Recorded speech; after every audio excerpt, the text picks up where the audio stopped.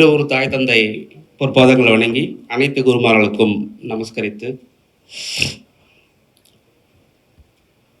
நம் உள்ளுள் இருக்கின்ற அந்த உயர்ந்த ஒரு பொருளை நோக்கி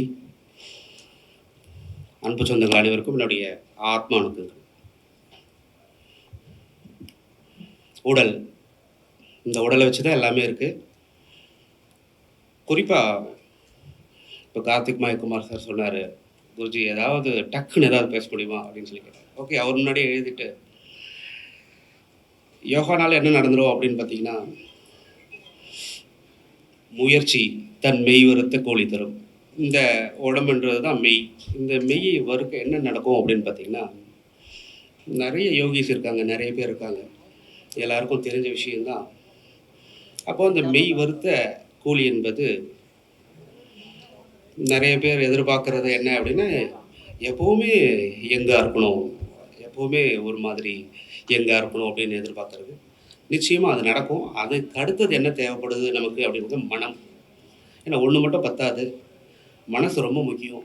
மண்மனம் எங்குண்டு வாயு அங்குண்டு, மண்மனம் எங்கில்லை வாயு அங்கில்லை. அப்போது உடம்பு மாத்திரம் பத்தாது, மனசும் அது கூட சேர்ந்துருது. எப்பவுமே மூச்சும் மனமும் என்பது விநாயகரும் முருகரும் போன்றது.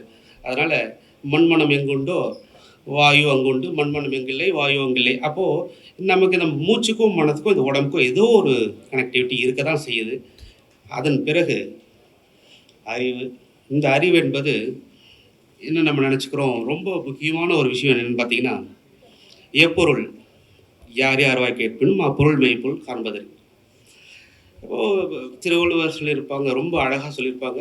இதில் குறிப்பாக ஒரு விஷயம் பார்த்தீங்கன்னா, நம்மளுடைய உடம்பில் 9 வாயில்.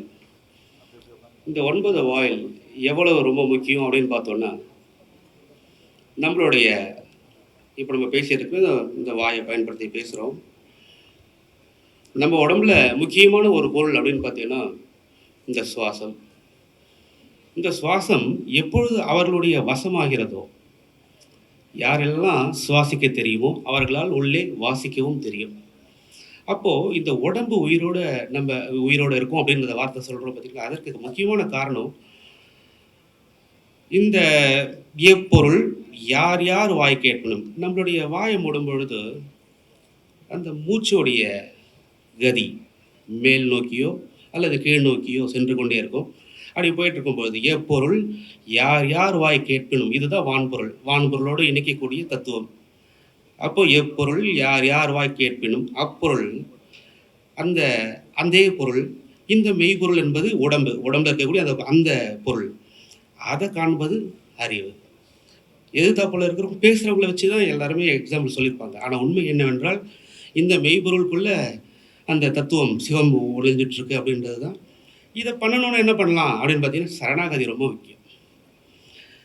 ஏன்னா கதி என்பது நம்ம பேசிகிட்டு இருந்தோம். அப்போ சரண் ஆகும் கதி, அதுதான் சரணபவா அப்படின்னு சொல்கிற வார்த்தையாக இருந்தாலும் சரி, அல்லது இந்த மனம் மூச்சு அனைத்துமே சேர்ந்து எப்பொழுது அது சரணாகின்றதோ அப்பொழுது அந்த கதியானது ரொம்ப நீங்கள் எல்லாம் எதிர்பார்க்குற விஷயம் இந்த தெய்வம் அல்லது ஏதோ ஒன்று, நீங்கள் என்ன வேணாலும் அதுக்கு பேர் வச்சுக்கலாம். நான் சொல்கிறது உடம்புக்குள்ளே இருக்கக்கூடிய அந்த மூச்சு தான். திரும்பவும் இந்த சரணாகதியில் என்ன தேவைப்படுறது அப்படின்னு எல்லாம் சரண்டர்னு சொல்கிறோம். இல்லை, சரண்டர் கிடையாது. மூச்சு, இந்த விதி மதி கதி என்று சொல்வார்கள், அந்த இடத்துல தான் அது ஒளிஞ்சிருக்கு. இந்த கதிக்கிட்டே வந்துடுறேன். கதி என்பது சரணாகும் கதி. அங்கே பரிபூர்ணம் சேரணும். பரி என்றால் ஓடிக்கொண்டே இருக்கின்றது, பூர்ணம் என்றால் ஸ்வீட்டு, இனிப்பு. இதுவும் அதுவும் சேர்ந்துடுச்சுன்னா அவங்க அதை வெற்றி பெற்றுட்டாங்கன்னு அர்த்தம். நம்ம நிறைய பார்த்துருப்போம் சார். இந்த நம்ம இருமுடி அப்படின்னு சொல்லுவாங்க. இருமுடி என்பது நம்ம என்ன நினைக்கிறோம் அப்படின்னா, சங்கி 2 தாரை 1, இந்த 2 இடத்துல ஓடிட்டு இருக்கக்கூடிய இந்த மூச்சு. இங்கே நம்ம கோயிலுக்கு போகும்பொழுது தலைக்கு மேலே எடுத்துகிட்டு போயிருப்பாங்க. ரொம்ப முக்கியம், அது தலைக்கு மேலே இருக்குது.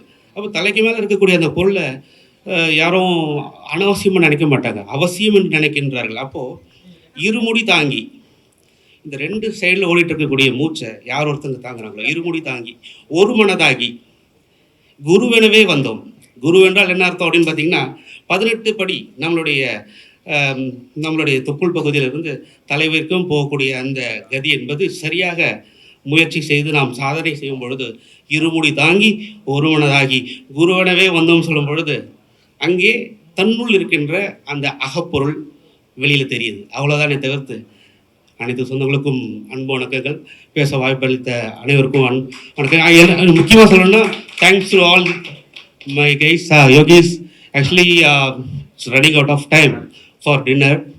Thanks to all, especially all yogis. Magesh ji, thank you.